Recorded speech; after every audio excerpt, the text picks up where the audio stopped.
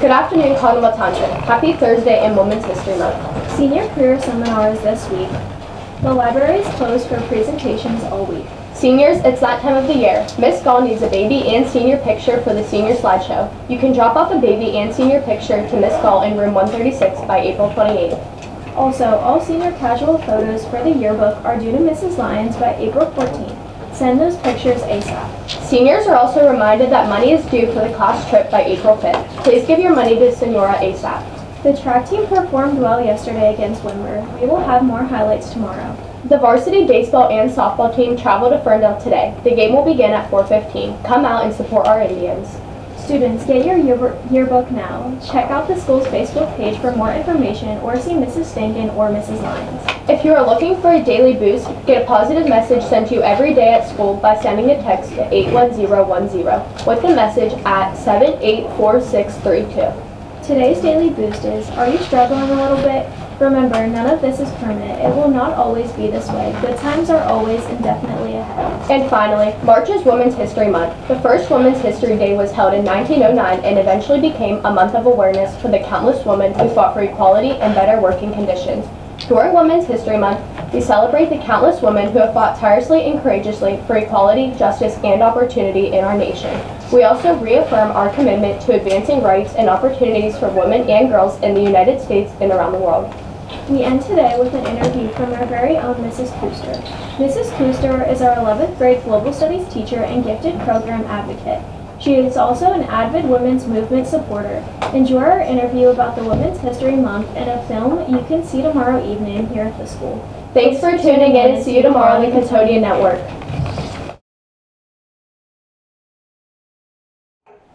Can you tell me a little bit about Women's History Month? So Women's History Month originated as Women's History Week in, I believe, 1980 under Jimmy Carter, and then eventually became Women's History Month under President Ronald Reagan. Why do you feel that it is important that Women's History Month is taught in schools?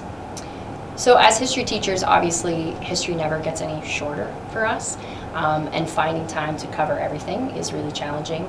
And a lot of times, history is covered sort of quickly, and it's about the people who are maybe running countries or making foreign policy decisions, and it's often focused on men.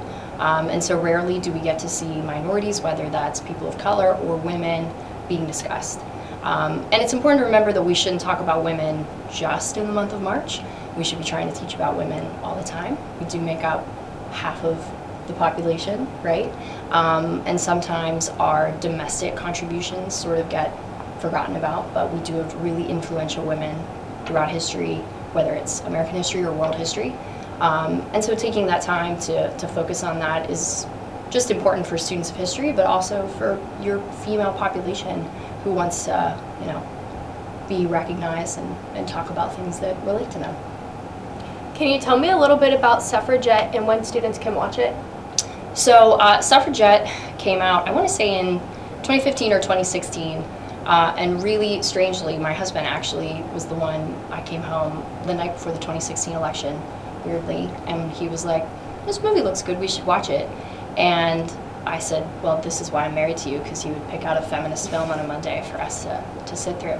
And I loved it, but I also felt kind of embarrassed that as a history teacher, I was not aware of what women who wanted the vote had to go through. So there's a bit of things in this movie that are a little hard to stomach. Women were actually arrested for basic protest, but then they would go on hunger strike, and then they were force-fed when they refused to comply.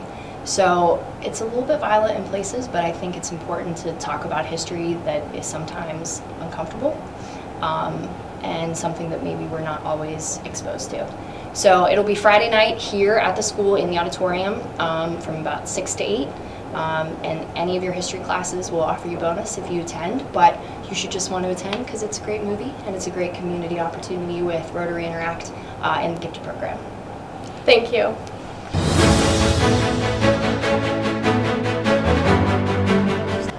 Welcome back to the Logantonia Network, where we bring you the middle school news. This week's sporting events include junior high volleyball on Thursday at 4, taking place at North Star, And junior high baseball also plays on Thursday at 4:15 against Ferndale. The middle school teachers want to remind students of the following. Mrs. Feathers has a study island posted for 7th and 8th grade students due on April 4th. Mr. Hazlett has a project due on April 11th for 7th grade students.